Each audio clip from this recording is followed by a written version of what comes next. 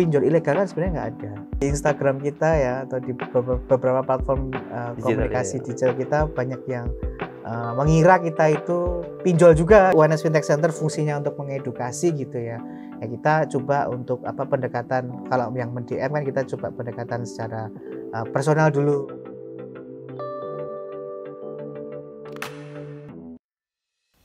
Jumpa lagi di program Economic Chat.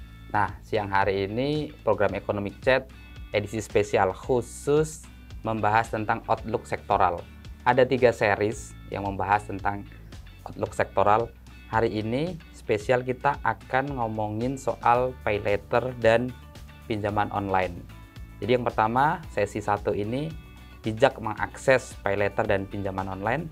Seri berikutnya ada kerja keras kejar target rasio kredit UMKM serta tren digitalisasi dan peluang digipreneur.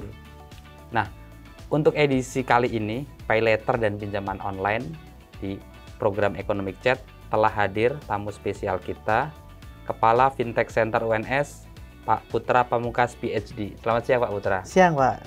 Gimana kabar? Alhamdulillah. Terima kasih undangannya.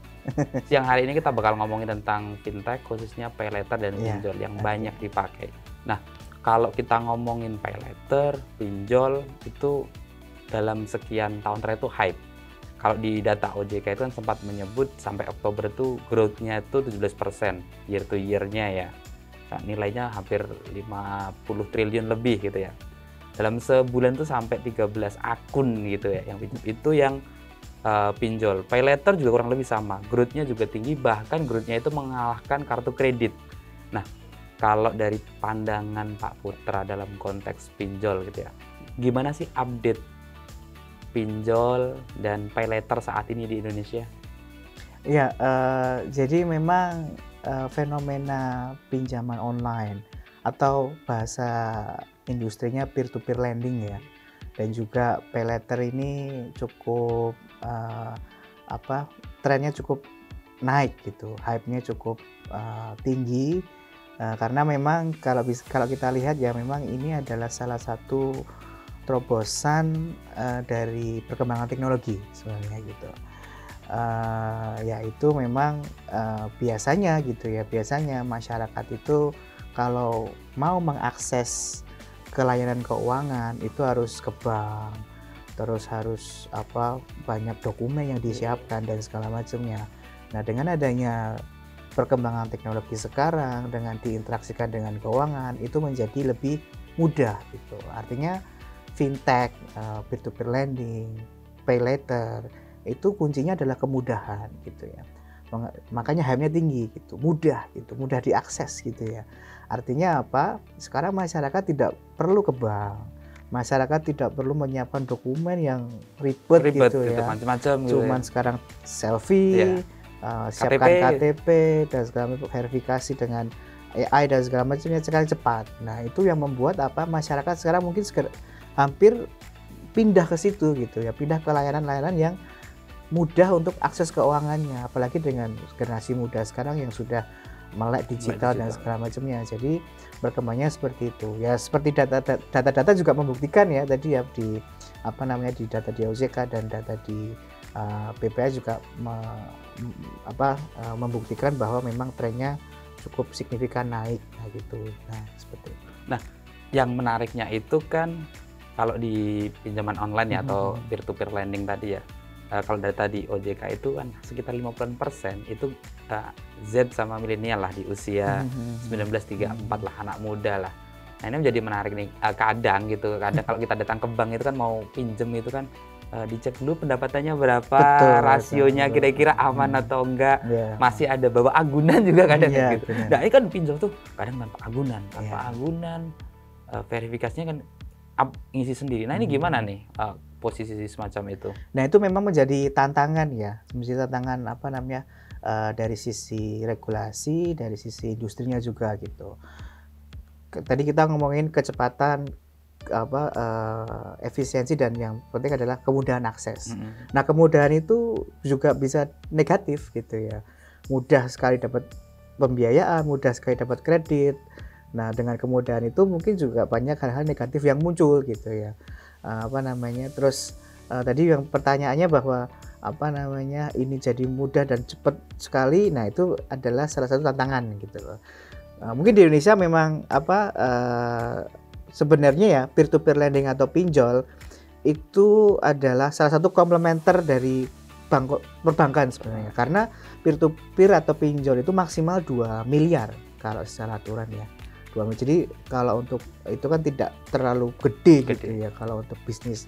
Nah, tapi yang tantangannya adalah ini adalah biasanya ya yang kita lihat di fenomena masyarakat ya, pinjol itu untuk yang bukan untuk produktif tapi untuk konsumtif. Nah, yang mana itu mungkin ya menjadi tantangan kita, aturan-aturan mainnya, terus regulasi terkait customer protection-nya juga belum kuat di kita gitu ya.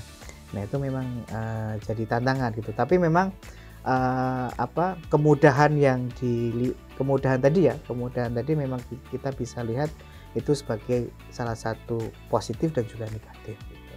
Simpelnya, boleh nggak sih anak muda misalkan, yang anak muda yang pinjol gitu, belum punya pendapatan, boleh nggak sebenarnya kalau kita ngelihat dalam konteks, kalau bisanya pasti bisa karena dia bisa mengakses ya, tapi dalam sisi kesehatan finansial itu seperti apa sih sebenarnya?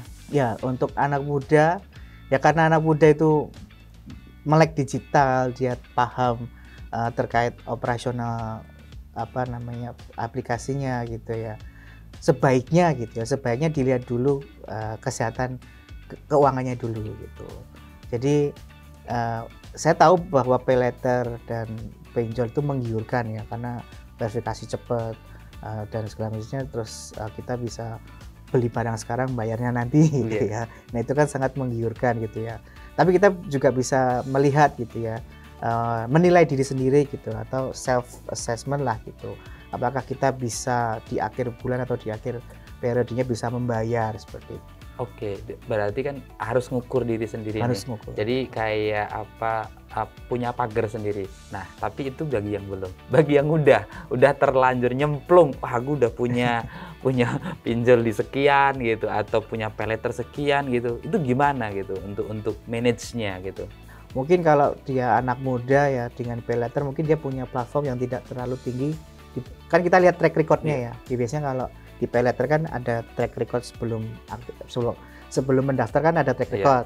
Nah, dia eligible dulu. Nah, eligible itu kan ya bisa ada syaratnya nanti KTP dan segala macamnya atau transaksi. Nah, nanti dia punya plafon gitu. Punya plafon ya mungkin nggak sampai 2 juta, nggak sampai 3 juta gitu ya. Kalau paylater gitu. Biasanya plafon tersebut mengikuti track record customer tersebut atau track record yang sudah mau daftar gitu. Jadi seperti tidak bisa ujuk-ujuk langsung dapat gede gitu ya. Nggak bisa mungkin ya. Gitu. Nah, kalau sudah terlanjur memang satu ya, kalau dipinjol satu, kalau sudah terlanjur ya memang namanya hutang itu harus dikembalikan gitu ya. Kedua, kalau memang tidak bisa mengembalikan ya nanti ada mekanismenya, mekanisme dari pinjol tersebut gitu ya. Biasanya kan diselesaikan dengan ada dispute-nya lah gitu. Resolusinya seperti apa nanti bisa dibicarakan. Tapi kan kalau itu pinjol ilegal ya atau peer to peer lending tidak terdaftar di OJK, nah itu adalah ya itu salah gitu. Maksudnya teman-teman tidak hati-hati dalam memilih platform yang benar gitu. Nah, sebenarnya nggak ada pinjol ilegal kan, sebenarnya nggak ada. Pinjol ilegal nggak ada ya? Nggak ada sebenarnya. Adanya kan pinjol pinjol kan harusnya legal gitu ya. Kalau pinjol ilegal sebenarnya bahasa yang mereka platform-platform yang tidak terdaftar dan tidak diawasi, ya tidak sesuai dengan peraturan regulasi ya. Muncul dan banyak yang ke situ gitu. Nah, makanya itu disebut ilegal gitu ya. Sebenarnya kan harusnya nggak ada ini, harusnya kan sesuai regulasi gitu. Nah, cuman pada prakteknya banyak yang terjebak di situ nih. Nah, betul. Pak Putra, pada prakteknya banyak yang terjebak di situ, dan UNS kan ini UNS Fintech Center ini kan salah satu pusat unggulan iptek di UNS itu. Yang salah satu punya itu mengedukasi, salah satunya tentang fintech, soal peer to peer lending. Pernah nggak sih ada kasus yang sempat apa ya, mungkin curhat ke Pak Putra atau ke UNS, Banyak. aku ada kasus kayak gini nih, gimana cara ngatasinnya gitu, gimana? Banyak Pak. Jadi di Instagram kita ya atau di beberapa platform Digital, komunikasi ya. digital kita banyak yang mengira kita itu pinjol juga. Oh, gitu. mengira pinjol juga. Ya, minta uang gitu juga ada. Terus ada juga yang cerita kita terjerat pinjol, saya terjerat ini, bagaimana caranya untuk menyelesaikan gitu-gitu. Nah, kita sering menerima keluhan seperti itu. Nah, karena salah satu UNS Fintech Center fungsinya untuk mengedukasi gitu ya. Ya kita coba untuk pendekatan, kalau yang DM kan kita coba pendekatan secara personal dulu, apa yang terjadi, biasanya mahasiswa gitu ya, apa yang terjadi, terus gimana menyelesaikannya. Nah, apakah pihak kampus juga bisa menyelesaikan kalau itu mahasiswa kita gitu ya. Nah, itu kita pendekatnya seperti itu gitu. Kalau secara luas UNS Fintech Center sangat aktif sekali Educate ya, mengedukasi tidak hanya mahasiswa ya, tapi juga ibu-ibu, anak muda, terus pengusaha UMKM yang memang dia mau menggunakan fintech atau go digital seperti itu. Ada nggak kasus yang pernah unik gitu yang pernah cerita atau curhat ke fintech centernya UNS? Sebenarnya ada mahasiswa. Gitu ya. Mahasiswa yang memang gali lubang tutup lubang. Oke, gali lubang. Jadi artinya muter gitu ya. Uangnya itu muter pinjam sini untuk pinjaman yang lain, pinjaman yang lain. Ada beberapa yang unik sih seperti itu ya. Jadi dia seperti itu dan dia minta tolong ke kampus gitu. Nah, kasusnya ya mungkin karena itu kita bisa bantu lah gitu. Kalau tidak terlalu besar itu kita bisa. Biasanya modelnya Pak, membawa ini juga di ke kampusnya. Ya bisa mahasiswa itu lapor gitu.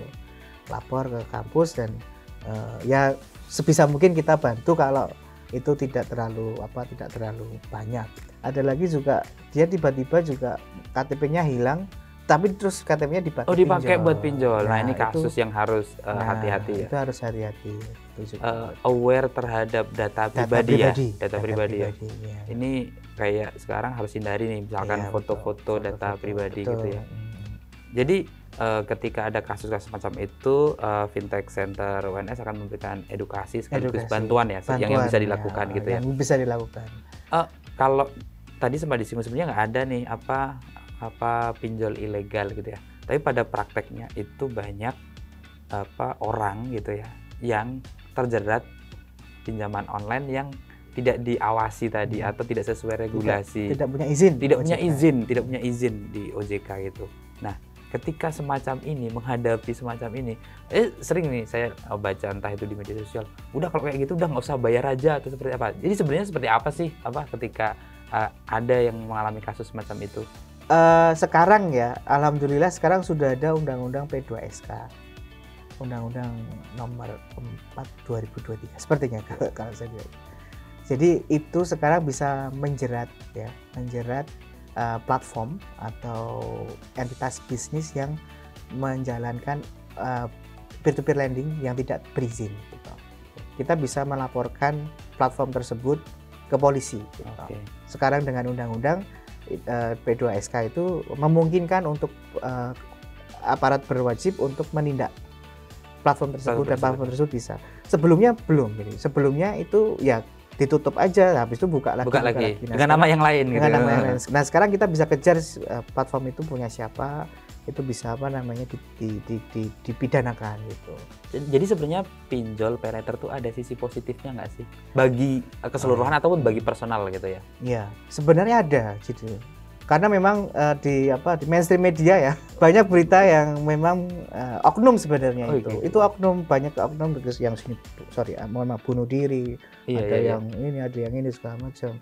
Nah, itu adalah salah satu berita-berita negatif yang membuat pinjol itu juga semakin turun gitu. Penelitian kami di Fintech Center bahwa fintech itu ya kepercayaan masyarakat terhadap fintech itu paling rendah.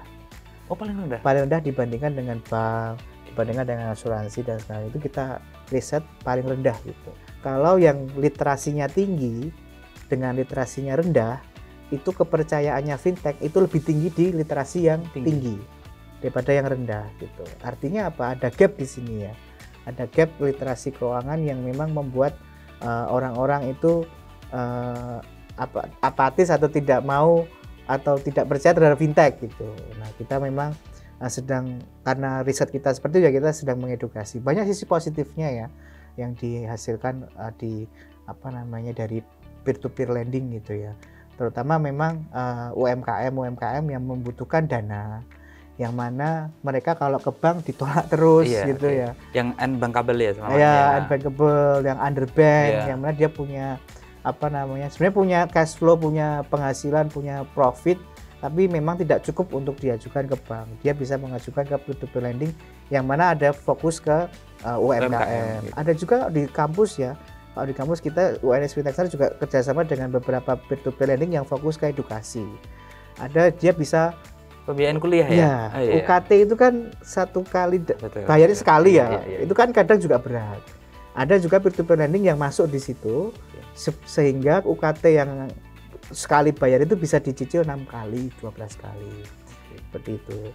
Atau juga kita mau ikut mungkin kita mau persiapan ke luar negeri untuk sekolah, butuh tes IELTS dan segala macamnya, kita tidak punya pembiayaan, kita bisa mengajukan dari peer-to-peer lending itu dengan cicilan segala macamnya. Dan itu banyak sisi positifnya juga sebenarnya kalau dilihat dari kacamata yang lebih besar gitu ya.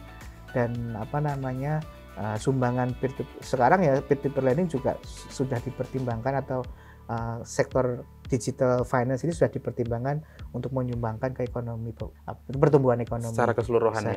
Nah, tadi agak menarik selama ini kan ya tadi bisa jadi frasa pinjol itu kan ditangkap negatif gitu ya, oleh banyak. Padahal di situ ada sisi. Berarti kan yang salah satu kunci pentingnya itu adalah bagaimana pinjaman itu digunakan gitu ya. Artinya ketika UMKM ya itu kan untuk produktif gitu ya, untuk kuliah gitu ya. Nah, yang tantangnya itu di konsumtif tadi ya. Oke. Nah, tadi yang agak menarik juga seperti ini, soal fintech itu kepercayaannya rendah gitu. Padahal suka nggak suka, mau nggak mau, ini salah satu masa depan gitu ya. Nah, ini tantangan menarik buat yang ada di industri fintech gitu. Nah, seperti apa Pak Putra melihatnya? Ya memang tadi ya memang kalau kita sering juga diskusi dengan industri ya, bahwa memang berita-berita negatif itu sangat menjengkelkan bagi mereka gitu. Karena banyak sekali yang fintech itu tidak hanya pinjol gitu loh. Fintech itu kan ada juga untuk payment, agregator, ada juga untuk investasi. Jadi sehingga berita negatif yang karena pinjaman tidak bisa segala macamnya itu memperburuk citra gitu. Citra fintech secara keseluruhan gitu. Makanya mereka juga banyak campaign-campaign untuk menebar campaign-campaign yang mana itu melihatkan manfaat-manfaat yang ada gitu. Jadi memang ini tantangan kita gitu ya. Jadi mungkin dengan undang-undang yang baru ini kita bisa lebih kepolisian bisa lebih cepat untuk menutup atau menindak platform-platform yang ilegal seperti itu. Iya.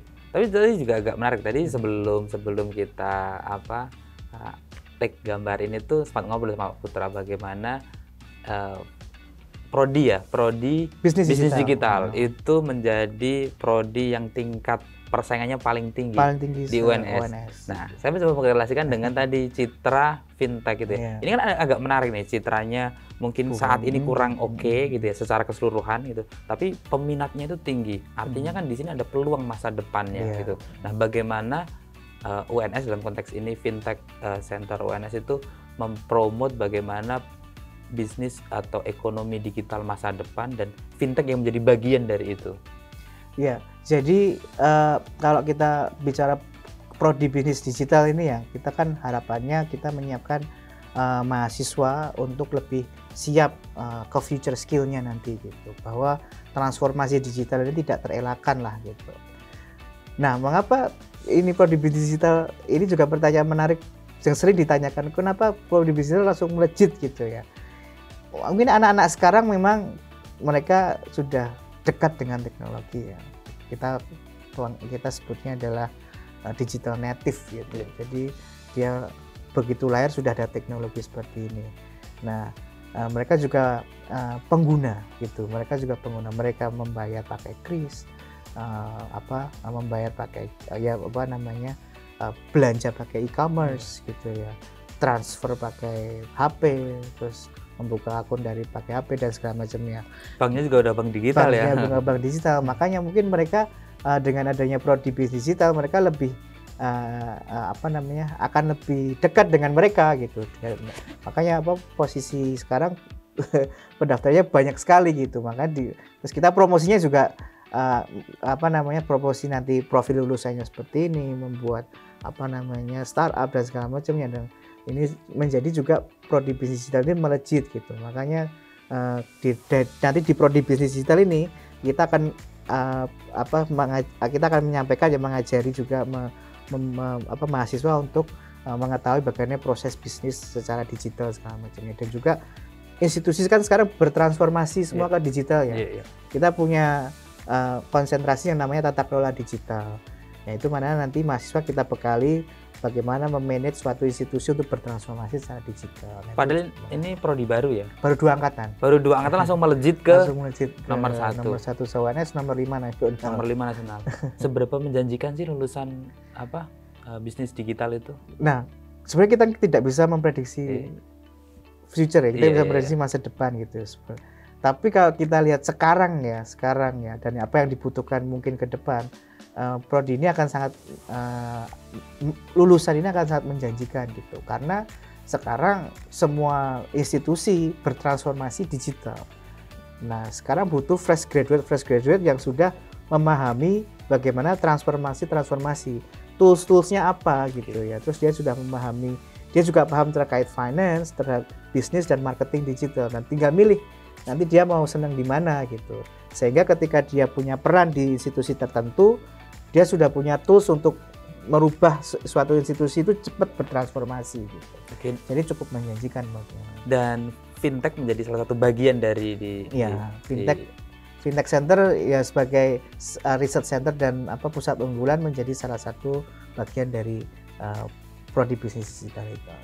Bagaimana atau apa yang dilakukan fintech center UNS ini? Kan tadi kalau kita ngomongin, kalau bahasa quote and quote itu frasa fintech itu seperti berlumuran dosa. Wah, ini quote and quote ya. Nah, ini bagaimana untuk mengedukasi atau memberikan pemahaman kepada publik, karena literasi keuangan, literasi digital rendah, tetapi pada prakteknya orang misalkan sudah bisa mengakses itu, tapi literasinya rendah, ada gap yang cukup besar gitu, yang harus dikejar gitu. Nah, seperti apa Pak Putra?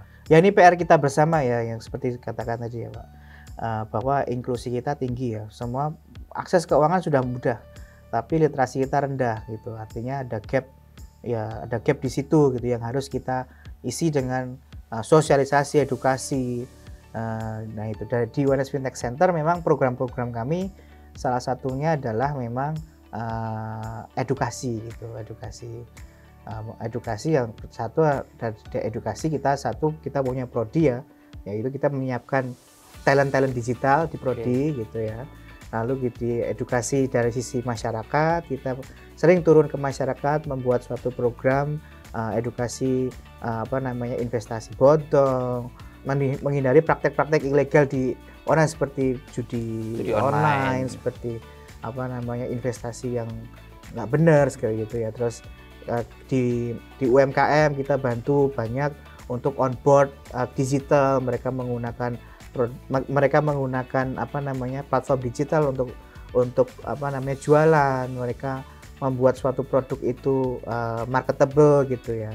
Terus menulis caption yang menarik, hashtag yang jadi sosial media, copywriting gitu ya, segala macamnya. Kita sering untuk anak muda, kita pasti tekankan adalah perencanaan keuangan gitu, bagaimana nanti tidak menjadi ada sandwich generation segala macamnya, yaitu kita coba untuk masuk ke situ gitu. Untuk riset kita juga sering melakukan riset dengan instansi-instansi di pusat gitu ya, untuk bagaimana menata regulasi industri fintech juga ini. gitu. Berarti sasaran edukasi itu bukan hanya anak muda ya, tetapi memang anak muda fokusnya di tadi yang soal perencanaan keuangan. Kebanyakan kalau anak muda ngomongin soal keuangan itu apa sih yang ada di benak mereka selama ini Pak Putra? Wah, itu. Mereka membayangkan itu apakah ya mereka udah Iya. mungkin sebagian udah ngerasa wah ya kita tuh sandwich generation ya ditekan atas bawah Iya, gitu iya. ya. Itu gimana sih teman-teman yang muda itu melihat masa depan mereka khususnya dalam bidang keuangan? Ya banyak sekali ya, kita lihat bahwa mereka belum kenal instrumen investasi. Hanya segelintir yang kenal, dan hanya segelintir yang paham gitu. Apalagi paham ya, Paham ya? kenal aja belum gitu. Kalau kita mungkin survei satu kelas siapa yang punya akun sekuritas gitu ya, itu hampir Tanya sekuritas itu apa gitu kan? itu hampir nggak ada gitu. Artinya dari muda mereka belum mengenal produk-produk investasi gitu, yang mana itu penting sekali kita tanamkan di generasi sekarang gitu ya, untuk mengenal produk-produk investasi gitu. At least mereka tahu menabung lah gitu. Kan sekarang ada istilahnya menabung atau investasi versus investasi gitu. Ya itu sebenarnya hampir sama gitu ya. Tetapi kan kalau investasi itu harus juga melihat instrumen-instrumen yang cocok sesuai profil risknya gitu ya. Jadi ada risiko-risiko ketika ya, investasi. risiko. Jadi mereka itu kalau ngomongin keuangan ya mungkin belum banyak yang paham terkait saya harus invest kemana gitu ya.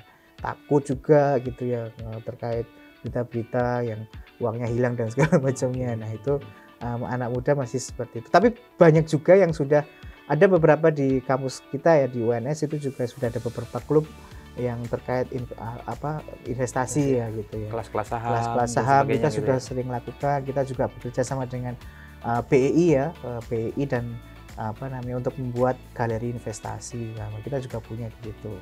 Bagi yang sudah paham kita perdalam, bagi yang belum paham kita pahamkan. Nah, kalau edukasi misalkan untuk ibu-ibu misalkan atau Ya. ini tentu beda dong, beda. Beda. Rasanya gimana kalau masyarakat kayak ibu-ibu gitu? Jadi mungkin kita tadi ngobrol ya. Iya. Jadi strategi literasi nasional gitu atau seharusnya memang tidak General gitu diratakan, ya. tidak digeneralkan gitu. Jadi harus spesifik ke umur atau ke generasi lah gitu. Kita kemarin juga kalau ibu-ibu kita lebih pendekatannya lebih ke keluarga, pengelolaan keuangan keluarga gitu. Jadi bagaimana mereka ya kalau ibu-ibu yang tidak bekerja mengelola uang dari suaminya. Jadi memang kita pasti akan kita kenalkan yang namanya instrumen investasi, instrumen tabungan, instrumen keuangan yang bisa untuk supaya uang yang disimpan itu tidak bisa tumbuh lah gitu. Uangnya bisa tumbuh dan bisa bermanfaat gitu. Selama ini memang kalau masyarakat umum kenal investasi itu adalah investasi yang real, yang kelihatan di mata gitu ya. Tapi ternyata ada instrumen investasi yang di pasar keuangan yang banyak potensinya yang bisa digunakan gitu. Tapi artinya saat ini fokus di literasinya dulu. Ya, Artinya karena tadi awareness-nya aja belum, tahu aja belum. Gitu. Nah, kemudian untuk mengenalkan itu lebih dahulu baru di fase berikutnya gitu ya. Nah, kalau di anak muda tadi sangat khas bahwa mereka sudah sangat paham teknologi, tetapi pemahaman kayak resiko-resikonya itu belum. Nah, bagaimana Fintech Center ini melihat masa depannya? Artinya ke depannya itu harusnya seperti apa nih dalam konteks regulasi, aturan dan sebagainya? Kedepannya kalau kita melihat beberapa riset UNS Fintech Center, kedepannya adalah yang kita tekankan adalah sebenarnya customer protection sebenarnya. Perlindungan konsumen. Konsumen. Jadi perlindungan konsumen kita masih lemah gitu ya. Jadi masih memihak ke pemilik tidak memihak konsumen lah gitu, tidak memihak konsumen lah gitu. Artinya ya salah satunya memang karena sebenarnya karena literasi kita rendah, seharusnya memang perlindungan ke konsumen juga harusnya dikuatkan gitu untuk melindungi yang tidak tahu itu gitu ya. Jadi kita pandangan kita seperti itu gitu. Perkuat perlindungan konsumen, terus market conduct-nya juga harus diperkuat supaya industri juga patuh terhadap regulasi gitu ya, sehingga dari sisi industri dan masyarakat saling tidak dirugikan seperti itu. Nah, terus ketika kita juga tujuannya adalah meningkatkan literasi keuangan juga gitu. Literasi keuangan harus sangat ditingkatkan atau diakselerasi kayak gitu ya, karena perkembangan digital ini menurut saya tidak bisa lari ya. Dan regulasi tidak bisa ngejar gitu, kecepatan itu ya. kecepatan itu gitu. Artinya bahwa kita tidak bisa mengandalkan regulasi yang selalu melindungi kita gitu, tapi kita juga harus sebagai konsumen harus juga tahu dan melindungi dengan ilmu pengetahuan tadi, pengetahuan keuangan, supaya kita tidak terjebak di hal-hal negatif ke depannya gitu. Oke, tadi kita ngomongin pinjol sama fintech secara umum. Nah, yang salah satu juga banyak itu pay later. Ya, pay later. Bank-bank pun beberapa sudah mengeluarkan produknya ya, industri keuangan perbankan sudah mengeluarkan itu. Di hampir semua e-commerce sudah ada fitur itu. Nah, bahkan kan kalau ngelihat growth-nya itu dia mengalahkan kartu kredit, walaupun kalau dilihat secara nilai dia masih di bawahnya kan, mungkin angkanya lebih kecil gitu ya. Kalau secara volume dia ini. Nah, sebenarnya apa sih beda? Misalkan bener sih kalau pinjol dia dapat cash gitu, kalau pay later gitu ya dia beli barang tapi kredit gitu ya. Nah, bagaimana khususnya anak muda menggunakan pay later ini dengan bijak gitu ya? Karena kan pay later itu bisa sekarang bahkan sangat kecil loh, kita belanja nilai 20.000 pun bisa di pay later gitu ya. Jadi ya kata bijak itu kan ya sesuatu yang memang harus kita miliki ya gitu, harus kita. Jadi kalau melihat pay later gitu ya, pay later ini kan sekarang baru gencar-gencarnya gitu. Karena keuntungannya juga cukup tinggi gitu bagi platform ya. Nah, itu beberapa memang mereka menawarkan banyak diskon, menawarkan banyak cashback dan segala macam dengan 0%, pay later 0%, ada cashbacknya segala macamnya. Nah, itu memang salah satu ya dari sisi industrinya lah. Mereka butuh profit gitu. Kalau dari sisi kita ya kita harus bijak tadi gitu. Maksudnya bijak apa? Ya mungkin kita ini juga sebenarnya bisa jadi salah satu solusi gitu ya. Artinya apa? Ketika mungkin mahasiswa kita dikasih uang itu mungkin tanggal 2 atau tanggal 1 gitu ya. Dan kita sebenarnya kalau kita tahu bagaimana cara menata keuangan 1 bulan itu, nah kita sebenarnya bisa menggunakan itu dan mendapatkan benefit yang ditawarkan gitu ya, membayarnya nanti gitu, dan juga mendapatkan benefit cashback dan segala macamnya. Itu bisa ketika kita sudah tahu bahwa cash flow kita akan bisa di akhir bulan atau di awal bulan bisa membayar itu gitu.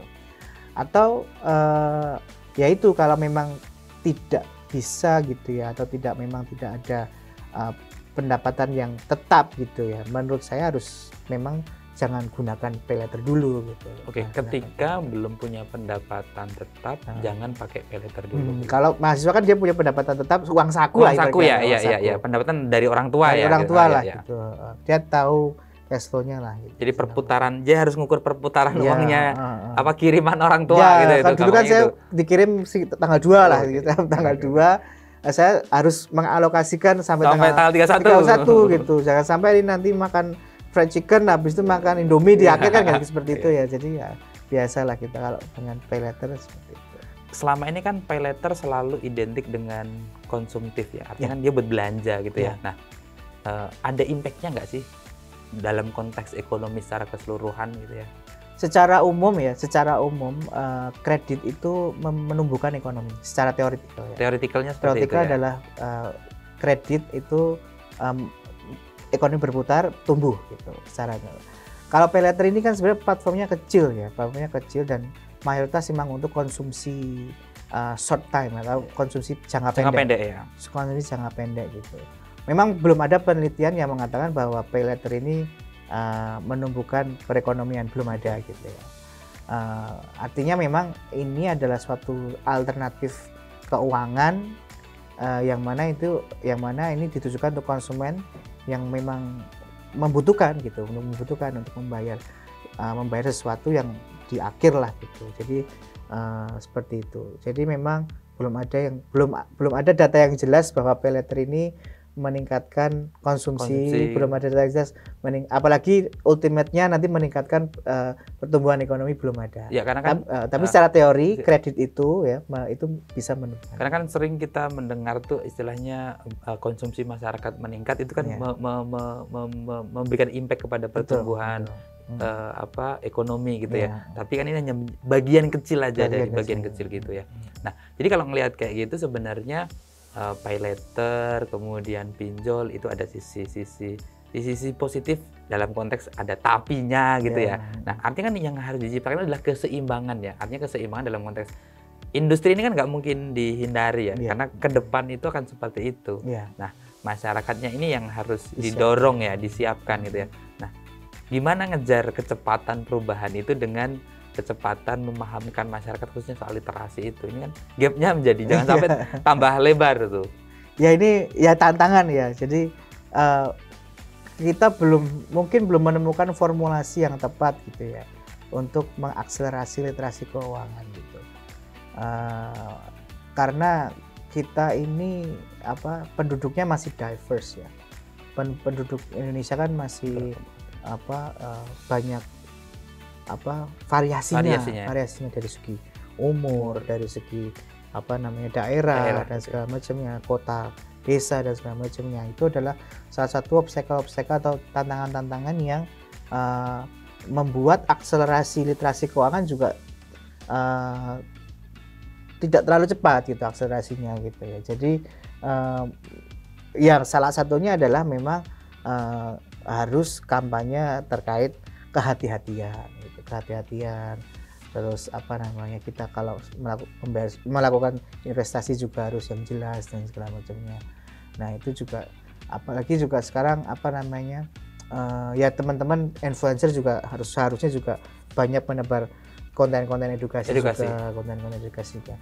Mahasiswa juga nanti kalau di desa-desa juga harus mengedukasi sebagai agen-agen seperti itu. Nah, itu memang formulasi yang tepat ini memang karena kita diverse sekali ya, cukup sulit untuk mengakselerasi literasi ya gitu. Nah, terutama memang mungkin tidak hanya tugas pemerintah ya, tapi tugas semua pihak yang mengetahui ya terkait ini untuk ya at least untuk ikut edukasi masyarakat terkait itu.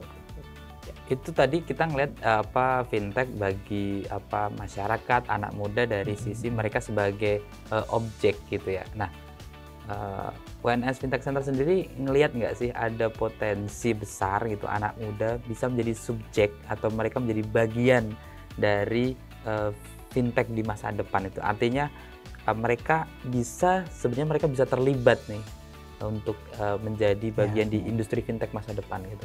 Ya, jadi kita memang ya startup fintech sekarang kan memang dibuat dari anak muda gitu ya. Pendiri-pendirinya, foundernya itu kan anak-anak muda yang mempunyai ide yang ini sesuatu problem ya dia bisa solve gitu, problem di masyarakat dia bisa menyelesaikan dengan pendekatan teknologi. Nah, founder mereka juga anak-anak muda ya gitu. Ketika startup itu dibangun gitu, kami melihat bahwa memang potensi ekonomi digital di Indonesia dengan adanya nanti bonus demografi, banyak anak muda dan banyak ide-ide brilian yang muncul gitu ya, mungkin ke depan bahwa ini ada suatu potensi bahwa anak-anak muda bisa menjadi bagian dari ekonomi digital Indonesia gitu. Saya rasa cukup menjanjikan gitu ya bahwa anak muda Indonesia bisa menggunakan pendekatan teknologi dalam menyelesaikan permasalahan di Indonesia. Ya, artinya sebenarnya kalau kita ngeliat fintech itu tadi kan karena tadi ada citra ini, jadi sebenarnya fintech itu kan bukan hanya pinjol, bukan hanya pay later, sangat luas gitu ya. Sangat luas. Dan di situ ada ruang-ruang terbuka. Apalagi sih sebenarnya yang mungkin layanan fintech atau bagian dari fintech tapi masyarakat belum banyak tahu karena mungkin tanya hanya fintech, pinjol, fintech, pay later gitu. Kalau fintech sebenarnya kalau di definisi ada 4 tipe ya sebenarnya. Yang pertama yaitu yang peer-to-peer lending gitu ya.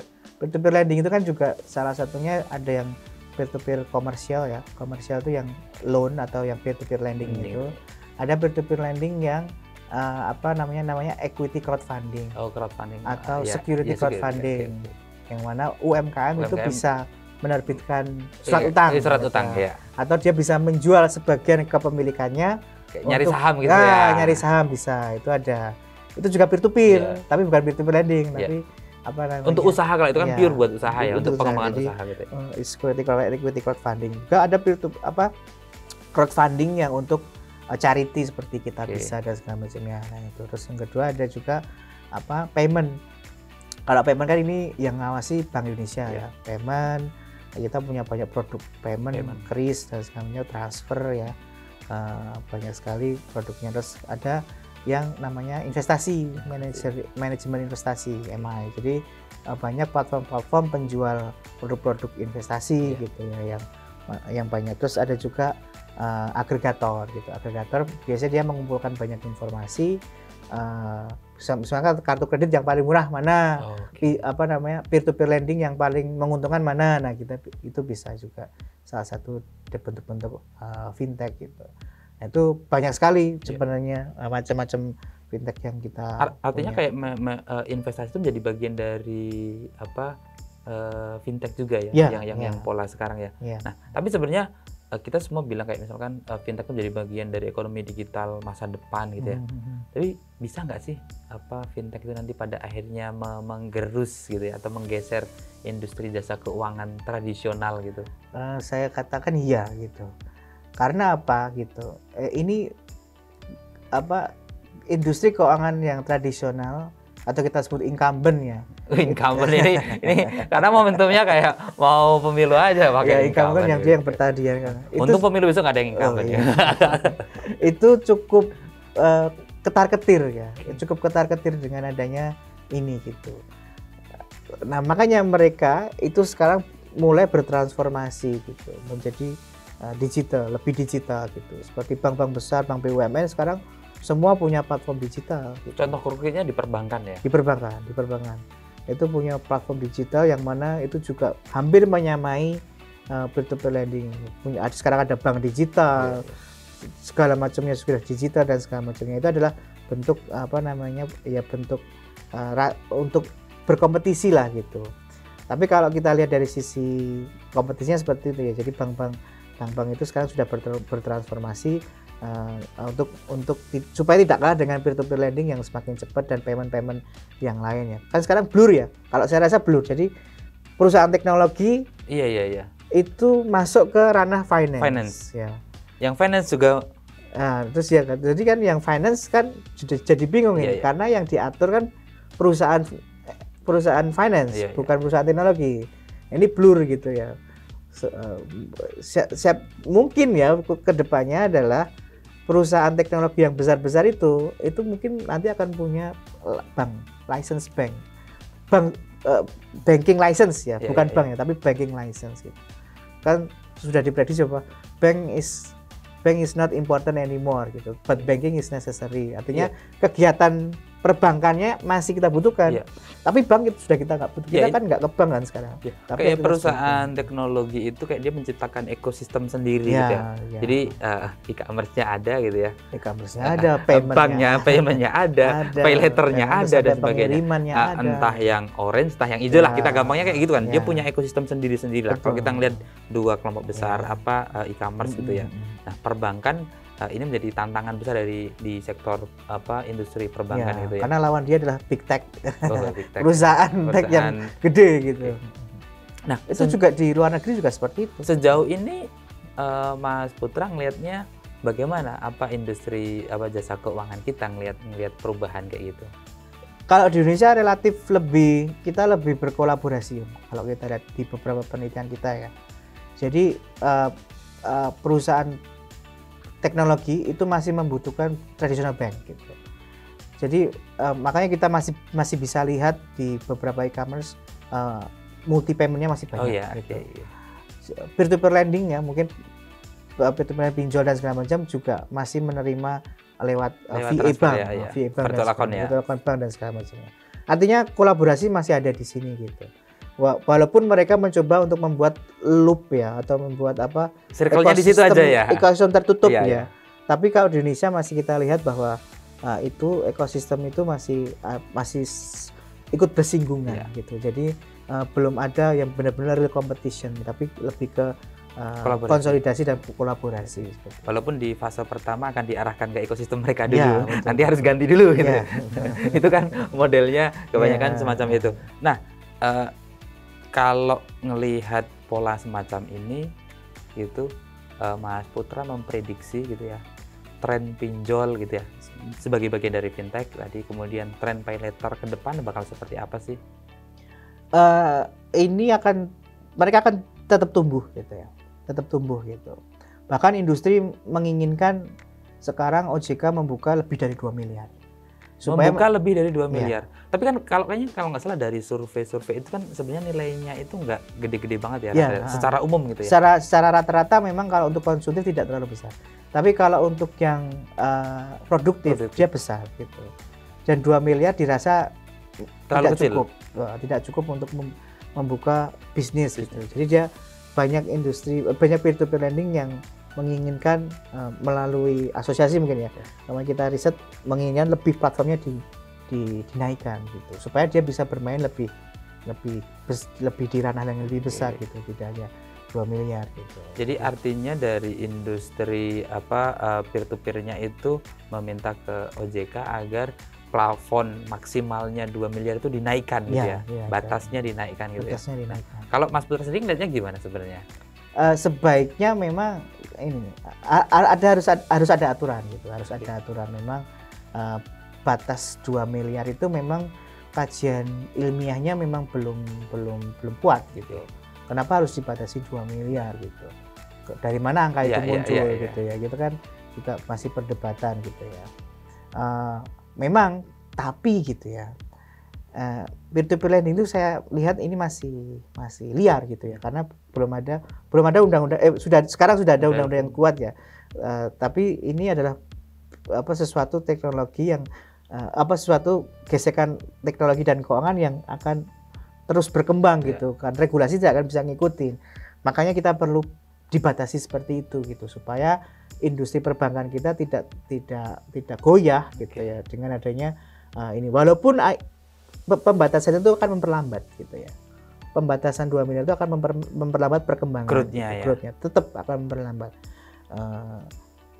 Dan juga sekarang kita tahu bahwa sentimen negatif banyak. Terus juga banyak yang tutup, banyak yang juga diawasi OJK karena pelanggaran sebagai macam hal gitu ya. Tapi bukannya banyak yang tutup, yang diawasi itu bukannya malah bagus bagi konsumen gitu ya? Artinya bahwa supervisi jalan kan ya. Supervisi jalan. Nah itu. Nah terutama itu ya. Jadi memang yaitu tadi, kalau menurut pendapat saya memang harus kemungkinan saya harus dibatasi memang untuk menjaga kesehatan keuangan secara keseluruhan ya. Ada perbankan, ada asuransi dan segala macamnya seperti itu. Berarti tetap di 2M atau berapa nih Mas Putra yang lebih? Belum ada pembatasan gitu ya. Tapi memang sementara ini masih 2M dan kita sudah lihat perkembangannya sangat luar biasa kan. Apalagi nanti bakal lebih melesat gitu ya. Lebih melesat. Berarti kalau tadi ngelihat ke depan pinjol itu akan tetap growth gitu ya. Nah, apa yang harus dilakukan oleh publik ketika growth kan artinya promo juga bakal gencar nih gitu. Nah, apa yang harus dilakukan orang-orang gitu ya, anak muda gitu ataupun siapapun dia gitu ketika ngelihat industri ini akan masih tumbuh cepat gitu. Iya, kita kan juga selain industri tumbuh kita juga tumbuh. Iya. Artinya yang muda ini kan juga akan nanti menguasai atau demografinya juga akan semakin banyak gitu ya, atau istilahnya akan tumbuh lah, akan menggantikan yang sudah ada gitu ya. Artinya kalau anak muda sekarang kita bekali ya dengan literasinya mereka cukup tinggi, kedepannya mereka akan paham juga gitu, mengikuti juga gitu. Dan yaitu yang akan baru-baru muncul, generasi yang baru muncul, ketika yang generasi atasnya sudah teredukasi, sudah terliterasi, maka akan mengikuti juga gitu. Artinya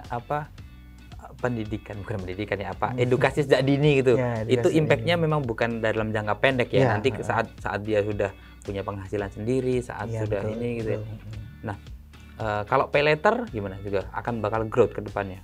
Kalau pay later saya rasa akan juga menjadi tren juga ya.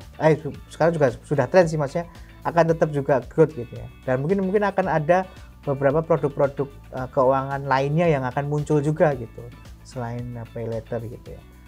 Jadi kalau pay later menurut saya itu juga akan menggantikan fisik kartu kredit ya. Bakal menggantikan. Ya mungkin gitu. Kalau dari sisi volume udah saya growth udah nyalip, walaupun nilai transaksinya masih under gitu ya, masih di bawahnya. Mungkin besok kan sekarang kartu debit kan sekarang udah digantikan juga ya. Iya, nggak harus pakai kartu debit ya. Kartu debit. Iya. Mungkin kredit juga kan, virtual kredit juga virtual kredit ya. Masuk, dan itu juga kita bisa sebut pay later nanti. Tapi di negara-negara luar udah seperti itu ya? Iya, sudah. Jadi apalagi di Tiongkok gitu ya. Di Tiongkok itu kan permasalahan digital itu adalah cyber security. Atau keamanan digital kita atau keamanan data kita gitu ya. Kalau di Indonesia kita masih pakai password, PIN, password, PIN gitu ya. Itu transferable. Apa ya maksudnya transferable itu? Peluang bocornya gede gitu ya? Iya, transferable. Saya kalau PIN saya 1, 2, 3, 4 itu bisa diketahui. Ya, transferable. Nah sekarang ada mungkin teknologi yang baru yang biometrik lah gitu. Sekarang menggunakan biometrik tanpa password. Gitu. Jadi kalau kita password misalnya katakanlah passwordnya 1, 2, 3, 4 kan bisa atau acak lah bisa tetap bisa transferable kan, terenkrip kan walaupun tapi kalau biometrik sidik jari dan gitu. Face recognition itu tidak transferable gitu. Muka saya kan nggak bisa ditransfer kemana-mana. Walaupun harus banyak layernya ya, layernya kan harus banyak, misalnya katakanlah foto dan segala macamnya, terus pakai topeng dan segala macamnya, mungkin ada beberapa layer yang ada. Kalau di beberapa negara maju ya itu sudah mulai menggunakan biometrik yang berlapis-lapis ya untuk menggantikan password tersebut gitu. Oke, berarti bukan lagi kayak misalkan saya mau login di M-Banking gitu. Itu bukan lagi password tapi gitu juga sudah biometrik. Nah, tadi kecepatan kayak pinjol, pay later Nah, PR-nya kan tadi di soal data gitu. Nah, suka nggak suka, mau nggak mau kan soal keamanan data, apalagi dalam konteks di situ ada transaksi keuangan gitu ya. Itu kan kadang orang tuh kadang mikir-mikir ya, aduh aman nggak ya ini gitu ya, ketika digital gitu ya melakukan transaksi. Nah, bagaimana yang dilakukan orang, apa yang harus dilakukan orang ketika untuk mengamankan setidaknya data dia waktu bertransaksi itu aman gitu ya? Ya memang ini tantangan juga gitu ya, tantangan juga. Dan masyarakat Indonesia itu menurut kami masih menganggap bahwa data diri itu tidak, maksudnya data diri ya biasa aja. Bukan sesuatu yang harus dirahasiakan gitu. Yaitu awareness, kesadaran ya bahwa setiap data pribadi kita itu perlu kita lindungi, dan itu sebagai salah satu sesuatu yang harus kita sembunyikan gitu ya, sembunyikan atau untuk pribadi gitu ya. Seperti pakai baju, kita kan melindungi apa yang ada di dalam kita lah gitu ya. Jadi seperti itu, harus ada awareness-nya. Yang kedua, memang kita harus tahu tren penipuan seperti apa, Pak. Nah, itu penting. Tren penipuan lewat telepon itu sudah sudah nggak ada ya. Trennya kan sekarang ya ngirim undangan APK itu, ngirim link dan segala macam. Kita harus aware gitu. Kalau kita tidak tahu kita tidak lebih pintar daripada penipu, itu juga bahaya gitu. Artinya apa? Ya kita mungkin regulator masyarakat dan semua yang memang terlibat dalam ini ya, stakeholdernya harus juga mengikuti perkembangan bagaimana para penjahat itu ya itu juga harus diedukasi. Misalnya kalau ada APK, ada undangan dan segala macamnya, kalau kita tahu kan, oh ini pasti penipuan ini. Kalau kita belum tahu kan pasti kita klik. Iya, obrolan yang sangat menarik dengan Mas Putra tadi, ngomongin soal fintech, soal pinjol, soal pay later juga. Nah, Economic Chat pada kali ini udah masuk sesi akhir.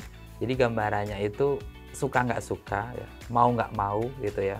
Fintech akan growth, termasuk akan terus berkembang ke depannya, mengikuti perkembangan teknologi gitu ya. Pay later juga, pinjol juga.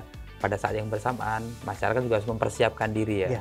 Literasinya, edukasinya, pemahamannya, memahami bagaimana menjaga data mereka gitu ya. Sehingga industrinya growth akan berkembang, masyarakat juga paham sehingga ini akan menjadi kekuatan Indonesia baru nih. Katanya kan Indonesia bakal menjadi salah satu kekuatan ekonomi digital terbesar nih. Iya. Gitu ya. Jadi itu bukan hanya besar di angka, tetapi masyarakat jadi korban kan. Harapannya nggak seperti itu kan, Mas Putra. Harapannya benar ekonomi digital kita gede gitu, tapi masyarakat bisa menikmati pertumbuhan ekonomi digital itu gitu ya. Terima kasih sekali Kepala Fintech Center UNS Putra Pamungkas PhD atas kehadirannya di Economic Chat spesial Outlook sektoral. Demikian Economic Chat pada kali ini. Jumpa lagi di Economic Chat berikutnya. Terima kasih.